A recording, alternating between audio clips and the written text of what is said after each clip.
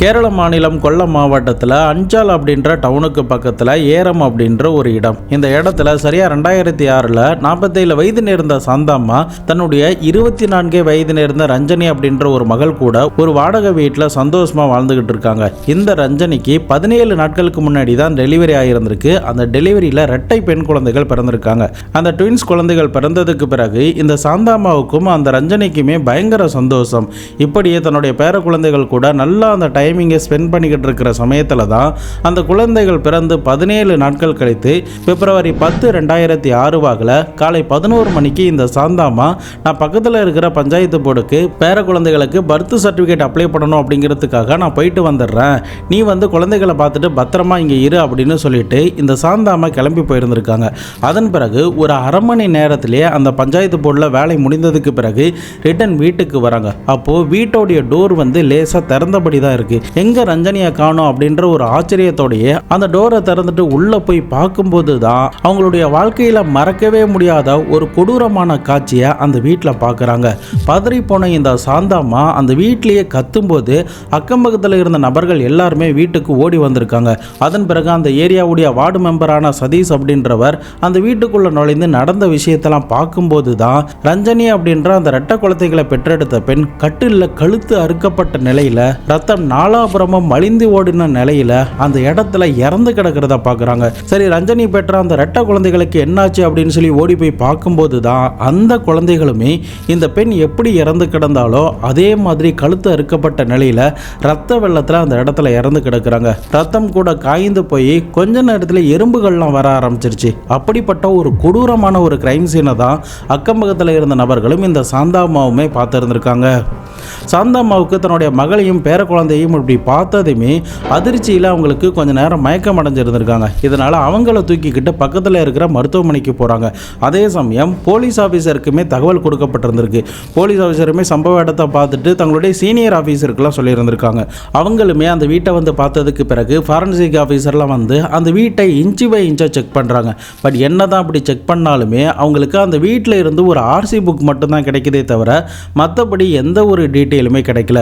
அந்த வீட்டுக்குள்ள கொள்ளை நடந்த மாதிரியான எந்த ஒரு தடயங்களுமே தெரியல. ஃபோர்ஸ் பண்ணி நுழைந்த மாதிரியான எந்த ஒரு தடயமுமே தெரியல. அப்படி இருக்கிற சமயத்தில் யார் இவங்களை வந்து கொலை பண்ணியிருப்பா அப்படிங்கிறது தான் போலீஸ் ஆஃபீஸருக்கு அந்த சமயத்தில் பெரிய மர்மமாக தான் இருந்துச்சு.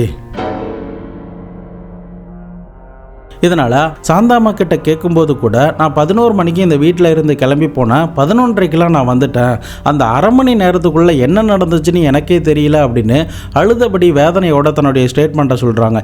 உடனடியாக போலீஸ் ஆஃபீஸர் அக்கம் பக்கத்தில் விசாரணை பண்ணும்போது இவங்க கொஞ்சம் நாட்களுக்கு முன்னாடி தான் இந்த வீட்டுக்கு வாடகைக்கு வந்திருக்காங்க அப்படின்னும் இவங்களை பற்றின முழு விவரமே எங்களுக்கு தெரியாது அப்படின்ற மாதிரி சொல்கிறாங்க.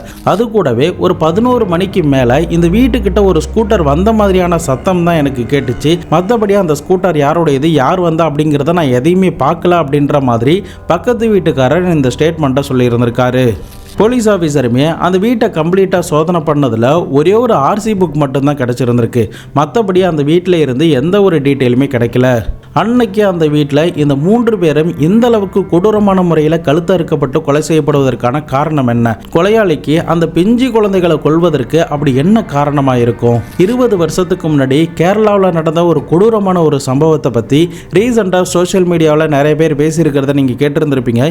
இருந்தாலுமே இந்த ரஞ்சனியோடைய வழக்கில் வேற என்னென்னலாம் நடந்துச்சு, எப்படி கொலையாளியை கண்டுபிடிக்க போகிறாங்க அப்படின்ற பல டீட்டெயில்ஸ் எல்லாத்தையுமே நம்ம இந்த வீடியோவில் அலசி ஆராய போகிறோம். அதனால் வீடியோவை எங்கேயுமே ஸ்கிப் பண்ணாமல் தொடர்ந்து பார்த்துக்கிட்டு வாங்க. நான் உங்கள் Babu Shankar and welcome to Babu Shankar files.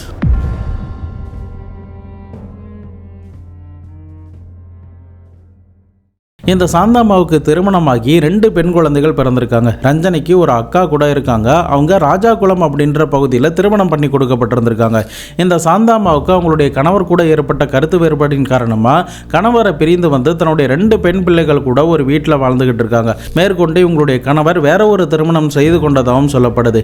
இருந்தாலுமே அந்த வறுமையான ஒரு சூழ்நிலையில் கூட தன்னுடைய 2 பிள்ளைகளையுமே வளர்த்து ஆளாக்கி நல்ல விதமான ஒரு பொசிஷனில் வைக்கணும் தான் சக தாய்மார்கள் நினைக்கிற மாதிரி அந்த அம்மாவுமே நினச்சிருந்திருக்காங்க. இப்போ சாந்தாம்மாவுடைய மூத்த மகளை திருமணம் பண்ணதுக்கு பிறகு இந்த சாந்தாம்மாவும் ரஞ்சனியும் அலைமான் அப்படின்ற பகுதியில் ஒரு வீட்டில் வாழ்ந்துக்கிட்டு இருக்காங்க. இவங்க வாழ்ந்துக்கிட்டு இருந்த இந்த வீட்டில் இருந்து 2 வீடு தள்ளி தான் டிவில் குமார் அப்படின்ற ஒரு ஆர்மி மேனுடைய வீடு இருக்கு. இந்த ஆர்மி மேன் பஞ்சாப்ல இருக்கிற பதன்கோட்டில் வேலை பார்த்துக்கிட்டு இருக்காரு. டிவில் குமார் எப்பெல்லாம் அடிக்கடி தன்னுடைய ஊருக்கு லீவு நாட்களில் வராரோ அப்பெல்லாம் இந்த ரஞ்சனி கூட பேசி பழக ஆரம்பிக்கிறாரு. இதனால 2 பேருக்குள்ளேயுமே நல்ல நெருக்கம் ஏற்பட்டு அந்த நெருக்கம் ஃப்ரெண்ட்ஷிப்பாக மாறி அது ஒரு கட்டத்தில் காதலாகவும் மாறி இருந்திருக்கு. இந்த காதல் அதோட நிற்காம வீட்டில் யாரும் இல்லாத சமயத்தில் ஒரு நெருக்கத்தை கொடுத்திருந்திருக்கு. இதனால இந்த ரஞ்சனி வந்து கர்ப்பம் தரிச்சிருந்திருக்காங்க. பட் இந்த கர்ப்பம் தரிச்சதை பற்றி வீட்டில் இருக்கிற யாருக்கிட்டையுமே சொல்லலை. ஏன் இந்த டெவில் குமார் கிட்ட கூட எதையுமே தெரிவிக்கவே இல்லை. 6 மாதம் கழித்து தான் டெவில் குமார் கிட்ட கால் பண்ணி இதே மாதிரி நான் கர்ப்பமாக இருக்கேன், அந்த கர்ப்பத்துக்கு நீ தான் காரணம், இதனால நம்ம திருமணம் பண்ணிக்கலாம் அப்படின்ற மாதிரி இந்த ரஞ்சனி சொல்லி இருந்திருக்காங்க. ஆனால் டெவில் குமாருமே எதா இருந்தாலும் நான் ஊருக்கு வந்ததுக்கு அப்புறம் பேசிக்கலாம் அப்படின்ற மாதிரி சொல்லி அந்த பிரச்சனையை அப்படியே ஸ்டாப் பண்ணி இருந்திருக்காரு. ஆனால் மறுபக்கம் ரஞ்சனியோடைய வயிறு வெளியில தெரிய ஆரம்பிக்குது. தன்னுடைய அம்மாவுக்குமே இதை பற்றி எதுவுமே தெரியாது. 6 மாதம் வரைக்குமே ஏதோ சொல்லி சமாளிச்சுக்கிட்டே வந்திருக்காங்க. இறுதியா இவங்களுடைய பெரியமாவான லலிதாம்மா அப்படின்றவங்களுக்கு கடிதம் மூலியமா நடந்த விஷயங்கள் எல்லாத்தையுமே சொல்லி இருந்திருக்காங்க. அதன் பிறகுதான் அந்த லலிதாம்மா இந்த சாந்தாம்மா அப்படின்றவங்க கிட்ட அவங்களுடைய மூத்த மகளுடைய வீட்டில் இருக்கும்போது இந்த விஷயத்தை சொல்லி இருந்திருக்காங்க. அதன் பிறகுதான் பதறி அடித்தபடி சாந்தாம்மா வீட்டுக்கு வந்து இந்த ரஞ்சனி கிட்ட என்ன நடந்துச்சு அப்படின்னு சொல்லி கேட்டபோது நடந்த விஷயங்கள் எல்லாமே சொல்லி இருந்திருக்காங்க. ஆரம்பத்தில் இந்த ரஞ்சனி அந்த டெவில் குமார் கிட்ட தன்னை திருமணம் பண்ணிக்க சொல்லி கேட்டிருந்திருக்காங்க. ஆனால் டெவில் குமார் அதெல்லாம் என்னால் பண்ணிக்க முடியாது அப்படின்ற மாதிரி சொல்கிறாரு. இதனால் இந்த அம்மாவும் மகளும் பக்கத்தில் இருக்கிற மகளிர் காவல் நிலையத்தில் போயிட்டு டெவில் குமார் தான் இதற்கு காரணம், அவர் கூட என்னை திருமணம் பண்ணிக்க வைங்க, இல்லைனா நாளை பின்ன இந்த குழந்தைகள் பிறந்தால் அதுக்கு சிரமமாக போயிடும் அப்படின்ற மாதிரி சொல்லியிருந்திருக்காங்க. ஆனால் டெவில் குமார் லீவுக்கு வந்து காவல் நிலையத்தில் என்ன சொல்கிறாருன்னா, நான் 6 மாத காலமாக ஆர்மியில் தான் இருக்கேன், இந்த குழந்தை எனக்கு தான் பிறந்துச்சு அப்படிங்கிறத நான் எப்படி நம்புறது, எதை நம்பி நான் திருமணம் பண்றது, அதனால நான் திருமணம் பண்ணிக்க மாட்டேன் அப்படின்னு பிடிவாதமா சொல்லியிருந்திருக்காரு. அப்போ போலீஸ் ஸ்டேஷன்ல என்ன சொல்லியிருந்திருக்காங்கன்னா, குழந்தை பிறந்ததுக்கு பிறகு நீ வந்து டிஎன்ஏ டெஸ்ட் எடுத்து பாரு, ஒருவேளை உன்னுடைய குழந்தையா இருந்தா நீ திருமணம் பண்ணிக்கோ, இல்லைனா நீ விட்டுடு அப்படின்ற மாதிரி அட்வைஸ் பண்ணியிருந்திருக்காங்க. மறுபடியுமே இந்த டெவில் குமார் லீவு முடிந்ததுக்கு பிறகு ஊருக்கு போயிருந்திருக்கான். அதன் பிறகு 10 மாதம் இருக்கிற சமயத்தில் கூட டெவில் குமாருக்கு கால் பண்ணி என்ன திருமணம் பண்ணிக்கோங்க அப்படின்ற மாதிரி இந்த ரஞ்சனி கேட்குறாங்க. அப்போ கூட டெவில் குமார் முடியாதுன்னு தான் சொல்லிக்கிட்டே வரான். இதனால பக்கத்தில் இருக்கிற ஹியூமன் ரைட்ஸ் டிபார்ட்மெண்ட்டில் போயிட்டு இந்த பெண்மணியும் அவங்களுடைய அம்மாவும் கம்ப்ளைண்ட் கொடுக்கப்பட்டதாகவும் சொல்லப்படுது. இதனால் டிஎன்ஏ டெஸ்ட் எடுக்கணும் அப்படின்ற மாதிரி சில நோட்டீஸ் எல்லாமே டெவில் குமாருக்கு அனுப்பப்பட்டிருந்திருக்கு. ஆனால் டெவில் குமார் தரப்பில் இருந்து எதுக்குமே ரிப்ளை பண்ணவே இல்லை. ஒரு பக்கம் 6 மாத கர்ப்பகாலமாக இருக்கிற சமயத்தில் இந்த பொண்ணு டாக்டர் கிட்ட போயிட்டு இந்த கர்ப்பத்தை கலைக்கலாமா அப்படின்னு கூட கேட்டிருந்திருக்காங்க. ஆனால் மருத்துவர்கள் கிட்டத்தட்ட 6 இருந்து 7 மாதம் கிட்ட இந்த குழந்தை நல்லா வளர்ந்துருச்சு, இப்போ கழிச்சா உங்களுடைய உயிருக்கு கூட ஆபத்து ஏற்படலாம், அதனால கலைக்கிறது நல்லதில்லை அப்படின்னு அட்வைஸ் பண்ணுறாங்க. ரஞ்சனிக்குமே அந்த குழந்தைகளை பெற்றெடுக்கிறது தான் பெரிய விருப்பம். அதே சமயம் ட்வின்ஸ் குழந்தைன்னு சொல்லிட்டதுனால இன்னும் கூடுதல் சந்தோஷம் அந்த பெண்ணுக்கு இருந்திருக்கு. ஆனால் டெவில் குமாருக்கு இதில் எந்தவித உடன்பாடுமே கிடையாது. இந்த பெண்ணை திருமணம் கட்டிக்கிறதுல அவனுக்கு கொஞ்சம் கூட விருப்பம் இல்லை. இப்படி இருக்கிற சமயத்தில் தான் சரியா ஜனவரி 23, 2006 ஸ்ரீ அவிட்டம் திருநல் அப்படின்ற ஹாஸ்பிட்டலில் வந்து அட்மிட் ஆகியிருந்திருக்காங்க. அந்த சமயத்தில் ரஞ்சனிக்கு டெலிவரி சமயத்தில் பிளட் தேவைப்படலாம், அதனால நீங்கள் ஒரு ஆள் ரெடி பண்ணி வச்சுக்கோங்க அப்படின்னு சொல்லப்படுது. அப்போது சாந்தாமாவுமே பிளட்டுக்கு எங்கே போவோம் அப்படின்னு யோசிச்சுக்கிட்டு இருந்த சமயத்தில் தான் அவங்களுக்கு பக்கத்தில் இருந்த அனில் குமார் அப்படின்ற ஒருத்தர், என்னுடைய மனைவியுமே நான் இங்கே தான் பிரசவத்துக்காக அட்மிட் பண்ணியிருக்கான், அவங்களுக்கு கூட பிளட்டு தேவைப்படணும்னு என்கிட்ட சொன்னாங்க, ஆனால் அவங்களுக்கு தேவைப்படலை, ஒருவேளை உங்களுடைய மகளுக்கு தேவைப்பட்டுச்சுன்னா நான் வந்து பிளட்டு கொடுக்குறேன் அப்படின்ற மாதிரி சொல்லியிருந்திருக்காரு. கடவுள் ரூபத்தில் இவர் வந்து தனக்கு உதவி பண்ணுறாரு அப்படின்னு சாந்தாமாவுமே இந்த அணிலை நன்றியோட பார்க்குறாங்க. அதன் பிறகு டெலிவரியுமே நல்லபடியாக முடிஞ்சிருந்திருக்கு. ஜனவரி 24 இரட்டை பெண் குழந்தைகளை இந்த ரஞ்சனை பெற்றெடுக்கிறாங்க. இப்போ சாந்தாமா மருந்து வாங்கணும் அப்படிங்கிறதுக்காக மெடிக்கல் ஸ்டோருக்கும் சாப்பாடு வாங்கணும் அப்படிங்கிறதுக்காக வெளியில் போக வேண்டிய கட்டாயம் ஏற்படுது. இதனால் அவங்க வயசானவங்க அப்படிங்கிறதுனால நானே உதவி பண்ணுறேன், என்னுடைய மனைவிக்கு கூட நான் வாங்க போகிறேன் அப்படின்ற மாதிரி இந்த அனில் குமார் சொல்லியிருந்திருக்காரு. அதன் அடிப்படையில் அந்த சாந்தாமாவுக்கு தேவையான உதவிகள், பண உதவிகள் போன்ற விஷயங்கள் எல்லாத்தையுமே இந்த அனில் குமார் பண்ணும்போது அவர் மேலே பெரிய நம்பிக்கை இந்த அம்மாவுக்கும் மகளுக்கும் ஏற்பட ஆரம்பிக்குது. அதன் பிறகு தான் டெவில் குமார் பண்ண எல்லா விஷயத்தையுமே இந்த அனில் குமார் அப்படின்றவர்கிட்ட சொல்லியிருந்திருக்காங்க. அனில் குமார் எல்லாமே நல்லதாவே நடக்கும், சீக்கிரமாவே அவரை கண்டுபிடிச்சிடலாம், அவர் வந்து திருமணம் பண்ணிப்பாரு, நீங்கள் கவலைப்படாதீங்க அப்படின்ற மாதிரி அட்வைஸ் பண்ணி இருந்திருக்காரு. இறுதியா ஹாஸ்பிட்டல்ல இருக்கிற எல்லா ப்ராசஸுமே முடிஞ்சிருந்திருக்கு. அதன் பிறகு இந்த சாந்தாமா தன்னுடைய மகள் மற்றும் ரெட்ட பேர குழந்தைகளை தங்களுடைய சொந்த கிராமத்துக்கு அழைச்சிட்டு போகலாம் அப்படின்னு முடிவெடுத்திருக்காங்க. ஆனா அந்த சமயத்துல அனில்குமார் என்ன சொல்றாருன்னா, நீங்க இப்போ உங்களுடைய கிராமத்துக்கு போனீங்கன்னா கண்டிப்பா நிறைய பேர் நிறைய விதமா பேசுவாங்க. இந்த குழந்தைகளுக்கு அப்பா யாரு அப்படிங்கிறது இப்போ வரைக்குமே தெரியல அப்படின்ற மாதிரி நிறைய கேலி கிண்டல்கள்லாம் உங்களுக்கு பின்னாடி பேசப்படலாம். அதனால உங்களுடைய ஊர்ல இருந்து கொஞ்சம் தள்ளி எங்கேயாவது ஒரு வாடகை வீட்டை பார்த்து தங்குங்க, அதுதான் உங்களுக்கு பெட்டர் அப்படின்ற மாதிரி இந்த அனில்குமார் அறிவுரை கூறியிருந்திருக்கான். இவன் சொல்றதுமே ஏத்துக்கிற மாதிரி இருக்கிறதுனால தான் இந்த சாந்தாமாவும் ரஞ்சனியுமே என்ன பண்ணியிருந்திருக்காங்க, ஏரம் அப்படின்ற பகுதி கிட்ட ஒரு வாடகை வீட்டை எடுத்து அங்க இவங்க புதிதாக குடி போயிருந்திருக்காங்க. அந்த வீட்டுக்கு போன பிறகும் கூட இந்த ரஞ்சனியோடைய வீட்டுக்கு இந்த அனில்குமார் போயிருந்திருக்காரு, நிறைய உதவிகள்லாம் பண்ணியிருந்திருக்காரு. அப்போ நம்ம ஏற்கனவே இந்த டிவில்குமார் கிட்ட ஏமாந்து போயிருக்கோம், அதனால இவர் மேலேயும் எந்தவித அட்ராக்ஷனும் ஏற்பட்டக்கூடாது அப்படிங்கிறதுக்காக அனில்குமாரை மெல்ல மெல்லமாக அவாய்ட் பண்ணிக்கிட்டே வராங்க. இது ஒரு பக்கம் நடக்கிற சமயத்தில் அவருமே அந்த சாந்தாமாவுக்கு நிறைய உதவிகள்லாம் பண்ணிக்கிட்டே வராரு. அப்போதான் சரியா பிப்ரவரி 10, 2006 வாக்கில் அந்த குழந்தைகள் பிறந்து 17 நாட்கள் கழித்து இந்த சாந்தாமா அப்ளிகேஷன் ஃபார்ம்லாம் எடுத்துக்கொண்டு பக்கத்தில் இருக்கிற பஞ்சாயத்து போர்டுக்கு போயிருந்திருக்காங்க. அப்போ இந்த அனில்குமார் தான் அந்த அம்மாவை டிராப் பண்ணி இருந்திருக்காரு. அதன் பிறகு அந்த அம்மா ரிட்டர்ன் வந்து பார்க்கும்போது தான் அவங்களுடைய குடும்பத்தார்கள் கொடூரமான முறையில் ரத்த வெள்ளத்தில் அந்த இடத்துல இறந்து கிடக்கிறத பார்த்துட்டு போலீஸ் ஆஃபீஸருமே அந்த வீட்டுக்கு வந்திருக்காங்க. அதன் பிறகு சாந்தாமா மூலமா இப்போ நான் சொன்ன எல்லா ஸ்டேட்மெண்ட்டுமே அவங்களுக்கு தெரிய வர ஆரம்பிக்குது. அந்த சமயத்தில் சாந்தாமா என்ன சொல்கிறாங்கன்னா, இந்த அனில்குமார் என்னை ட்ராப் பண்ணதுக்கு பிறகு கொஞ்ச நேரம் ஏதோ ஒரு வேலை இருக்குது அப்படின்னு சொல்லிட்டு போனான், அதன் பிறகு நான் அவனை எங்கேயுமே பார்க்கல அப்படின்ற மாதிரி சொல்கிறாங்க. இது ஒரு பக்கம் இருக்க, மறுபக்கம் அந்த வீட்டில் இறந்து கிடந்த 3 பேருடைய சடலத்துமே மீட்டு பிரேத பரிசோதனைக்கும் அனுப்பி வைக்கிறாங்க. இப்போ போலீஸ் ஆஃபீஸருக்கு அந்த வீட்டில் இருந்து கிடைச்ச ஒரே ஒரு தடயம்னா ஆர்சி புக் மட்டும்தான். மற்றபடி எந்த ஒரு ஃபுட் பிரிண்டோ எந்த ஒரு ஃபிங்கர் பிரிண்டோ அந்த வீட்டில் இருந்து கிடைக்கல. கொலைக்கான வெப்பன்ஸுமே அந்த இடத்துல இருந்து கிடைக்கல. போஸ்ட்மார்ட்டம் ரிப்போர்ட்லையுமே ஒரு ஷார்ப்பான ஆப்ஜெக்டால் தான் இவங்களுடைய கழுத்து அறுக்கப்பட்டிருக்கு அப்படிங்கிறத உறுதிப்படுத்துகிறாங்க. மறுபக்கம் அந்த ஆர்சி புக்கை செக் பண்ணி பார்த்ததில் கல்யாண்புரம் அப்படின்ற பகுதியை சேர்ந்த ஒருத்தருடைய பைக் தான் அப்படிங்கிறது தெரிய வருது. அவர்கிட்ட இதை பற்றி போய் கேட்கும்போது, என்னுடைய பைக்கை ஒரு 2 வீலர் ஷாப்பில் நான் விற்றுட்டேன், அவங்க வேறு யார்கிட்டையாவது விற்றுருக்கலாம், நீங்கள் வேணால் அங்கே போய் கேட்டு பாருங்க அப்படின்ற மாதிரி சொல்கிறாரு. அதன் அடிப்படையில் போலீஸ் ஆஃபீஸர் அந்த 2 வீலர் ஷாப் கிட்ட வந்து பார்க்கும்போது அவங்க என்ன சொல்கிறாங்கன்னா, நாங்கள் கொஞ்சம் நாட்களுக்கு முன்னாடி ஒரு 2 பேர் எங்கள் கடைக்கு வந்து இந்த பைக்கை வாங்கிட்டு போனாங்க, மற்றபடி அவங்களுடைய ஃபோன் நம்பர் அட்ரஸ் முதற்கொண்டு எதுவுமே எங்களுக்கு தெரியாது, அந்த சமயத்திலையுமே மொபைல் அப்படின்னு சொல்லிட்டு எதுவுமே இல்லாததுனால பெருசாக அந்த தனிப்பட்ட நபருடைய விவரங்கள் எதையுமே அந்த கடையில் இருந்தவங்க வாங்கி வைக்கல அப்படின்னு சொல்லப்படுது. ஆனால் போலீஸ் ஆஃபீஸர் 2 பேர் வந்தாங்களே அவங்களுடைய அங்க அடையாளங்களை பற்றி சொல்லுங்க அப்படின்ற மாதிரி கேட்குறாங்க. அப்படி கேட்கும்போது என்ன சொல்கிறாருன்னா, ஒருத்தர் வந்து க்ளீன் ஷேவோட இருந்தார், இன்னொருத்தர் தாடி வச்சிருந்தாரு, ஆள் பார்க்கறதுக்கு நல்லா உயரமாக வாட்ட சாட்டமாக இருந்தாங்க, மற்றபடி எங்களுக்கு எந்த ஒரு டீட்டெயிலுமே தெரியல அப்படின்னு சொல்கிறாங்க.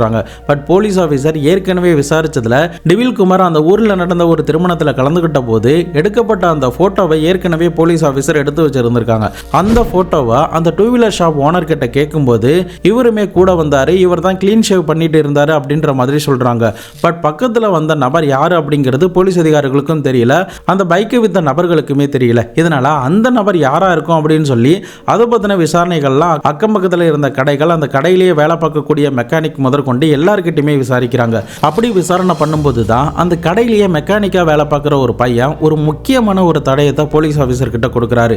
அது என்னன்னா, கொஞ்ச நாட்களுக்கு முன்னாடி இங்கிருந்து வாங்கிட்டு போன அந்த 2 வீலர் பஞ்சர் ஆயிடுச்சு அப்படின்னு சொல்லி தாடி வச்சிருந்தார்ல அந்த நபர் அந்த பைக்கை எடுத்துட்டு வந்தாரு. அப்போ அவர்கிட்ட பணம் இல்லை அப்படின்னு சொன்னாரு. நானுமே பக்கத்தில் ஒரு மசூதி கிட்ட ஒரு ஏடிஎம் இருக்கு, அங்கே போய் எடுத்துட்டு வாங்க அப்படின்னு சொன்னேன். அவருமே கொஞ்ச நேரத்தில் போயிட்டு பணம் எடுத்துட்டு வந்து இந்த பைக்கை எடுத்துட்டு போனாரு அப்படின்ற மாதிரி ஒரு முக்கியமான தடயத்தை அந்த மெக்கானிக் பையன் கொடுத்துருந்திருக்காரு. அதன் அடிப்படையில் போலீஸ் ஆஃபீஸர் எந்த ஏடிஎம்மா இருக்கும் அப்படின்னு சொல்லி பக்கத்தில் போய் செக் பண்ணி பார்க்கும்போது தான் உள்ளூர் மற்றும் கேசவபுரம் அப்படின்ற ரோட்டில் இருக்கிற மசூதிக்கு பக்கத்தில் இருந்த ஒரு ஏடிஎம்ல இருந்து தான் இந்த தாடி வைத்திருக்கிற மர்ம நபர் பணம் எடுத்திருக்கான் அப்படிங்கிறது தெரிய வருது. இதனால உடனடியாக போலீஸ் ஆஃபீஸர் அந்த பேங்க் மேனேஜரை கான்டாக்ட் பண்ணி சம்பவம் நடந்த நாள் மற்றும் தேதி, டைம் முதற்கொண்டு எல்லாத்தையுமே சொல்லி அந்த சமயத்தில் நடந்த சிசிடிவி காட்சிகள் மற்றும் டிரான்சாக்ஷன் எல்லாத்தையுமே விசாரிக்கும் போது தான் அந்த பேங்க் கோன் பஞ்சாப் மாநிலத்தில் இருக்கிற பதான்கோட் அப்படின்ற பகுதியில் உள்ள ஒரு பேங்கை காட்டியிருந்திருக்கு. ஏற்கனவே பதான்கோட்ல தான் இந்த டிவில் குமார் வேலை பார்க்கறதுனால இந்த நபர் கண்டிப்பா டிவில் குமாருக்கு தெரிஞ்சிருக்க வாய்ப்பு இருக்கு அப்படின்ற ஒரு சந்தேகம் போலீஸ் ஆபீசருக்கு இங்கேயே தோண ஆரம்பிக்குது. அதே சமயம் இந்த பேங்க் அக்கௌண்ட் யார் பேர்ல இருக்கு, இன்னும் எங்கெங்கெல்லாம் உங்களுடைய ஏடிஎம் ஒர்க் ஆகிட்டு இருக்கு அப்படிங்கிறத கோர் பேங்கிங் அப்படின்ற ஒரு முறையை பயன்படுத்தி இந்த விஷயங்கள் எல்லாத்தையுமே ஆராய்ச்சி பண்றாங்க. அப்படி பண்ணும்போது தான் ராஜேஷ் குமார் அப்படின்ற ஒருத்தருடைய பேரில் தான் இந்த பேங்க் அக்கௌண்ட் இருக்கு அப்படின்னும், கடைசியா உள்ளூர் கார்டா நாசிக், டெல்லி மற்றும் இறுதியா நாக்பூர் பகுதியில் இந்த ஏடிஎம் கார்டு ஒர்க் ஆகியிருக்கு அப்படிங்கிறத பேங்க் மூலியமா போலீஸ் ஆஃபீஸர் இந்த டீட்டெயில்ஸ் எல்லாத்தையுமே தெரிந்து கொள்ளவும் செய்கிறாங்க. இப்போ அடுத்த கட்டமாக இந்த ராஜேஷ் யார் அப்படிங்கிறத போலீஸ் ஆஃபீஸர் கண்டுபிடிச்சாக்கணும். இதனால் ராஜேஷுக்கும் இந்த டிவில் குமாருக்கும் கண்டிப்பாக ஏதாவது சம்பந்தம் இருக்கலாம். அப்படி இல்லைனா டிவில் குமார் கூட சேர்ந்து வேலை பார்க்கலாம் அப்படின்னு தோணுனதுனால ஆர்மி கிட்ட இந்த டிவில் குமார் மற்றும் ராஜேஷ் சம்பந்தமான விஷயங்கள் எல்லாமே தெரிவிக்கப்படுது. அதே சமயம் இவர்கள் 2 பேருமே லீவுக்காக வெளியில் போயிருந்திருக்காங்க. ரிட்டன் இன்னும் ஆர்மியில் ஜாயின் பண்ணல அப்படின்ற மாதிரி ஆர்மி தரப்பில் இருந்து சொல்லப்படுது. தொடர்ந்து போலீஸ் ஆஃபீஸர் இந்த ஏடிஎம் எங்கெங்கெல்லாம் ஒர்க் ஆனுச்சோ அந்தந்த இடங்கள்லாம் போயிட்டு தேடி பார்த்துருக்காங்க. ஆனால் எங்கேயுமே இந்த 2 பேருமே கிடைக்கவே இல்லை. இறுதியாக டெல்லியில் இவர்கள் 2 பேரும் தப்பிச்சு போனதாகவும் சொல்லப்படுது. தொடர்ந்து ஆர்மி கிட்ட இருந்து போலீஸ் ஆஃபீஸருக்குமே இந்த ராஜேஷ்குமார் அப்படின்றவனுடைய போட்டோ ஃபேக்ஸ் மூலியமாக அனுப்பப்பட்டிருந்திருக்கு. அதன் அடிப்படையில் கேரளா போலீஸ் ஆஃபீஸர் அந்த ராஜேஷ்குமார் போட்டோவை எடுத்துக்கொண்டு நேரடியாக மெக்கானிக் கிட்டையும் அந்த சாந்தாமா கிட்டையும் போய் காட்டியிருந்திருக்காங்க. மெக்கானிக் என்ன சொல்றாருன்னா, ஆமாம் இவர் தான் அன்னைக்கு பஞ்சர் ஓட்டிட்டு போனாரு, பைக் வாங்க வரும்போது கூட இருந்தாரு அப்படின்ற மாதிரி சொல்றாரு. சாந்தாமா அதை பார்த்துட்டு பயங்கர ஷாக்கிங் ஆயிருக்காங்க. ஏன்னா அவங்களுக்கு ஹாஸ்பிட்டல்ல அனில்குமார் அப்படின்ற பேரில் உதவி பண்ணது, கடைசியா பேர குழந்தைகளுக்கு பர்த் சர்டிஃபிகேட் எடுக்க போகும்போது கூட அந்த பஞ்சாயத்து போர்டு கிட்ட அவங்கள டிராப் பண்ணிட்டு வந்தது முதற்கொண்டு எல்லாமே இந்த அனில்குமார் பெயரில் வந்த இந்த ராஜேஷ்குமார் அப்படிங்கிறது அவங்களுக்கு தெரிய வருது. இதை கேட்கும்போது போலீஸ் ஆபீசருக்குமே பயங்கர ஷாக்கிங்கா இருக்கு.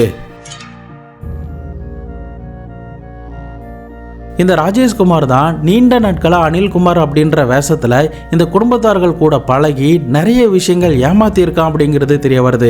மேற்கொண்டு சம்பவம் நடந்த நாள் அன்னைக்கு கூட இந்த சாந்தாமாவை ட்ராப் பண்ணிட்டு அவங்க கிட்ட கொஞ்ச நேரத்திலே நான் வந்துடுறேன் அப்படின்னு சொல்லிட்டு போனான். ஆனால் அவங்கள திரும்ப பார்க்கவே இல்லை. ரிட்டன் இந்த சாந்தாமா நடந்தபடியே தான் அந்த வீட்டுக்கு பார்க்கும்போது இந்த ரஞ்சனி கொடூரமான முறையில் இந்த வீட்டில் இறந்து கிடந்திருக்காங்க. இதனால ராஜேஷ்குமாருக்கு கண்டிப்பாக இதில் ஏதோ ஒரு விஷயம் இருக்கு. இந்த ராஜேஷ்குமாரும் டிவில் குமாரும் சேர்ந்து தான் இந்த கொலைகளை பண்ணியிருப்பாங்களோ அப்படின்ற சந்தேகமுமே போலீஸ் ஆஃபீஸருக்கு அந்த சமயத்தில் எழ ஆரம்பிக்குது. பட் என்னதான் போலீஸ் ஆஃபீஸருக்கு இந்த மாதிரி சர்க்கம்டன்ஷியல் எவிடன்ஸ்லாம் கிடைச்சாலும் கூட அவர்கள் எங்கே போனாங்க என்ன ஆனாங்க அப்படின்ற எந்த ஒரு டீட்டெயிலுமே கண்டுபிடிக்க முடியல. 2006 சமயத்தில் சிசிடிவி அப்படிங்கிறது பெருசாக யாருக்கிட்டையுமே கிடையாது. மொபைல் ஃபோனுமே 1-2 பேர் தான் யூஸ் பண்ணியிருப்பாங்க. கேமரா வச்ச மொபைல் ஃபோனுமே யாருக்கிட்டையுமே கிடையாது. இது கூடவே ஆதார் கார்டு அப்படின்ற ஒரு விஷயமே யாருக்கிட்டையுமே கிடையாது. இதனால இவங்க எங்கே போனாங்க என்ன ஆனாங்க எங்கே இருக்காங்க அப்படின்ற எந்த ஒரு டீட்டெயிலுமே அவங்களுக்கு தெரியவே இல்லை. ஒருவேளை வெளிநாட்டுக்கு இவங்க தப்பிச்சு போக வாய்ப்பு இருக்கும் அப்படின்னு சொல்லிட்டு இவங்களுடைய போட்டோஸை இந்தியாவில் இருக்கிற எல்லா ஏர்போர்ட்டுக்குமே அனுப்பியிருந்திருக்காங்க. பட் அது எல்லாமே ஃபெயிலியரில் தான் போய் முடியுது. தொடர்ந்து இந்தியாவில் இருக்கிற எல்லா போலீஸ் ஸ்டேஷன்லுமே வாண்டட் லிஸ்ட்டில் இவங்களுடைய ஃபோட்டோஸ்லாம் கொடுக்கப்பட்டிருந்திருக்கு. பட் எல்லா முயற்சியுமே கேரளா போலீஸ் ஆஃபீஸருக்கு தோல்வியில் தான் போய் முடியுது. இறுதியாக 2010 இந்த வழக்கு சிபிஐக்கு மாற்றம் பண்ணப்படுது. பட் சிபிஐ அதிகாரிகளாலுமே எந்த ஒரு விஷயத்தையுமே கண்டுபிடிக்க முடியாமலே போகுது. இப்படியே 18 வருடங்கள் கிட்ட போயிருந்திருக்கு. 2023-2024 கேரளா மாநிலத்துடைய ஏடிஜிபியான மனோஜ் ஆப்ரஹாம் அப்படின்றவர் என்ன பண்ணியிருக்காருன்னா, கேரளா மாநிலங்களில் சால்வ் பண்ண முடியாத கேஸ்லாம் என்னென்ன இருக்கு, முக்கியமா தடயங்கள்லாம் இருந்துமே எந்த கேஸை சால்வ் பண்ண முடியல, இப்போ இருக்கிற டெக்னாலஜி மூலியமா அந்த கேஸை ஏதாவது சால்வ் பண்ண முடியுமா அப்படின்னு சொல்லிட்டு சில கேசஸ்லாம் லிஸ்ட் அவுட் பண்ண ஆரம்பிக்கிறாங்க. அப்படி லிஸ்ட் எடுக்கும்போது தான் இந்த ரஞ்சனியோடைய கேஸுமே வந்திருக்கு. அதை தற்போதைக்கு சிபிஐ விசாரிச்சுக்கிட்டு இருக்கிறதுனால மறுபடியுமே இந்த வழக்கை விசாரிக்க சொல்லி சில உத்தரவுகள்லாம் பிறப்பிக்கப்படுது. அதன் அடிப்படையில் சிபிஐ அதிகாரிகள் என்ன முயற்சி எடுத்திருந்திருக்காங்கன்னா, தற்போதைக்கு இருக்கிற ஏஐ டெக்னாலஜியை பயன்படுத்தி அப்போ 2006 இருந்த புகைப்படத்தை வச்சு இப்போ எந்த மாதிரியான உருவத்தோற்றத்தில் இருப்பாங்க அப்படிங்கிறத ட்ரை பண்ணி பார்க்கலாம் அப்படின்ற ஒரு புதிய முயற்சியை எடுக்கிறாங்க. பட் ஒரு சிம்பிள் மெத்தட் தான். நீங்கள் சோசியல் மீடியாவில் கூட கிரிக்கெட் பிளேயரோ அப்படி இல்லைன்னா பெரிய ஹீரோக்கள் ஃபோட்டோவை குண்டானா எப்படி இருப்பாங்க வயசானா எப்படி இருப்பாங்க அப்படின்ற மாதிரியான ஃபோட்டோஸ்லாம் ஏஐ மூலியமாக ஜென்ரேட் பண்ணி நிறைய பேர் போஸ்ட் பண்ணி இருந்திருப்பாங்க. அதே மெத்தடை பயன்படுத்தி தான் இந்த ராஜேஷ்குமார் மற்றும் டிவில் குமாரோடைய ஃபோட்டோவை இப்போதைக்கு ஒரு 20 வருஷம் கழிச்சு எப்படி இருப்பாங்க, அவங்களுடைய உடல் பருமன் எப்படி இருக்கும், அவங்களுக்கு வழுக்கை விழுந்திருக்குமா, முடி நரைச்சிருக்குமா, சேவ் பண்ணா எப்படி இருப்பாங்க, தாடி வச்சா எப்படி இருப்பாங்க அப்படின்ற மாதிரி பல வேரியேஷன்ல 25 வெரைட்டியில் ஒவ்வொருத்தருடைய போட்டோவுமே எடுக்கப்படுது. அதன் அடிப்படையில் இன்டர்நெட்டில் அவங்களுடைய ஃபோட்டோஸ் எங்கேயாவது இருக்கா அப்படின்னு சொல்லிட்டு நிறைய ஃபோட்டோஸ், லட்சக்கணக்கான கோடிக்கணக்கான ஃபோட்டோஸ் கூட இவங்களுடைய புகைப்படங்கள் எல்லாமே கம்பேரிசன் பண்ணப்படுது. அப்படி இவர்கள் இன்டர்நெட்டில் செக் பண்ணி பார்த்துக்கிட்டே வரும்போது சில ஃபோட்டோஸ் 25%, 30%, 50% கிட்ட மேட்ச் ஆகியிருந்திருக்கு. இறுதியாக அதை எல்லாத்தையுமே கேன்சல் பண்ணிட்டு 90%க்கு மேலே எந்தெந்த ஃபோட்டோஸ்லாம் மேட்ச் ஆகுது அப்படின்னு சொல்லி செக் பண்ணி பார்க்கும்போது தான் பாண்டிச்சேரியில் இருக்கிற ஒரு பெண் டீச்சர் தன்னுடைய கணவரான பிரவீன்குமார் அப்படின்றவர் கூட ஒரு திருமண நிகழ்ச்சியில் கலந்து கொண்ட போட்டோஸை வெளியிட்டு இருந்திருக்காங்க. அந்த போட்டோஸ் வந்து ராஜேஷ்குமார் அப்படின்றவனுடைய போட்டோஸ் கூட மேட்ச் ஆகியிருந்திருக்கு. இதனால ஒருவேளை ராஜேஷ்குமார் வேற ஒரு பேரில் அந்த இடத்துல வாழ்ந்துகிட்டு இருக்கானோ அப்படின்ற சந்தேகத்தோட பாண்டிச்சேரிக்கு சிபிஐ அதிகாரிகள் பறந்திருக்காங்க. அதன் பிறகு சீக்கிரட்டாக ஃபாலோ பண்ணி ஒரு கிரௌடான இடத்துல இந்த பிரவீன் நடந்து போன சமயத்தில் ராஜேஷ் அப்படின்னு கூப்பிட்டு இருந்திருக்காங்க. அப்போ அவ்வளோ பேர் கூட்டத்தில் அந்த பிரவீன் அப்படின்ற பெயரில் வாழ்ந்து கொண்டு இருக்கிற ராஜேஷ் திடீர்னு திரும்பி பார்த்துருந்துருக்கான்.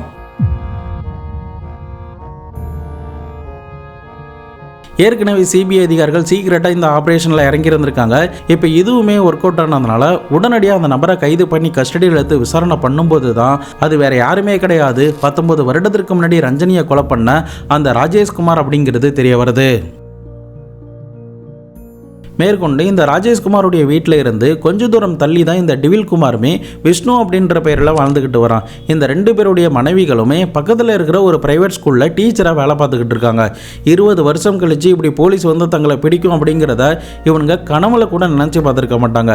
2 பேருமே கஸ்டடியில் எடுத்து விசாரணை பண்ணும்போது தாங்கள் பண்ண குற்றம், ஃபோர்ஜரி எல்லாத்தையுமே ஒத்துக்கொள்ளவும் செய்கிறாங்க. இவர்கள் 2 பேருமே பாண்டிச்சேரிக்கு 2008 வந்திருக்காங்க. அதன் பிறகு பிரவீன்குமார் மற்றும் விஷ்ணு அப்படின்ற பெயரில் ஆதார் கார்டெலாம் அப்போ தான் வந்ததுனால அந்த பேரில் ஆதார் கார்டெலாம் வாங்கி வேற ஒரு ஐடென்டிட்டியில் பாண்டிச்சேரியில் வாழ்ந்துகிட்டு இருக்காங்க. தற்போதைக்கு இந்த 2 பேருமே கைது பண்ணி கேரள மாநிலத்துக்கு கொண்டு போயிருந்திருக்காங்க. இந்த விஷ்ணு அப்படின்ற பெயரில் இருந்த டிவில்குமாருடைய டிஎன்ஏ சாம்பிள் எடுக்கப்பட்டு இறந்து போன அந்த குழந்தைகளுடைய டிஎன்ஏ கூட மேட்ச் ஆகுதா அப்படிங்கிறத நாங்கள் செக் பண்ணி பார்க்க போகிறோம் அப்படின்னு அஃபீஷியலாக சில விஷயங்கள்லாம் வந்திருக்கு.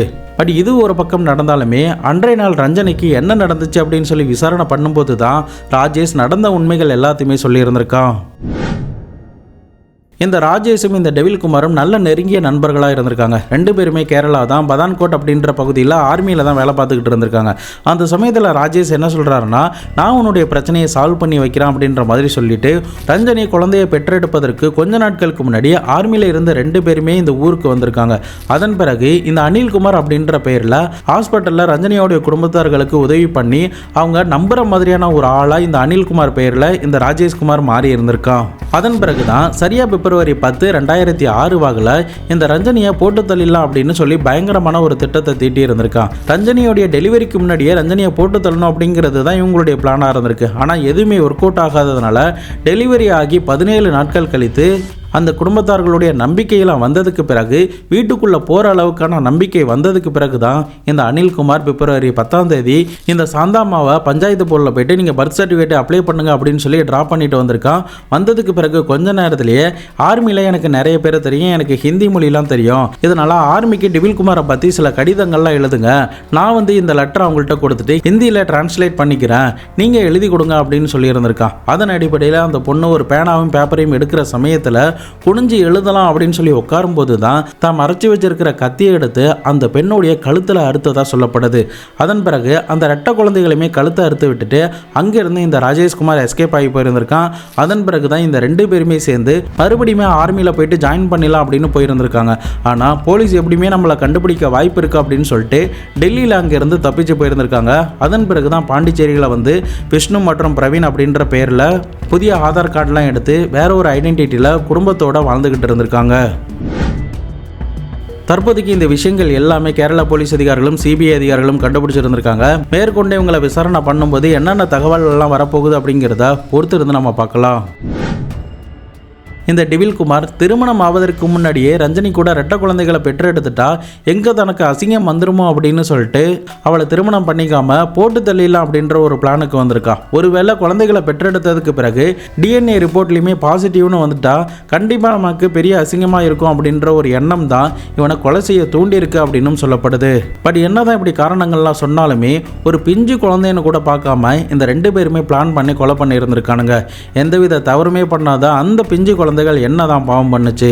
நீங்கள் இந்த சம்பவத்தை பற்றி என்ன நினைக்கிறீங்க அப்படிங்கிறதையும் 19 வருஷத்துக்கு பிறகு இந்த கேஸை சால்வ் பண்ண ஆஃபீஸரை பற்றி என்ன நினைக்கிறீங்க அப்படிங்கிறதையும் நீங்கள் இந்த 2 பேருக்கும் என்ன தண்டனை கொடுப்பீங்க அப்படிங்கிறதையும் மறக்காமல் கமெண்ட் பாக்ஸில் சொல்லுங்கள். இதை பற்றி உங்களுடைய நண்பர்களும் விரிவாக தெரிஞ்சுக்கணும் அப்படின்னு நீங்கள் நினச்சிங்கன்னா அவர்களுக்கும் ஷேர் பண்ணி விடுங்க.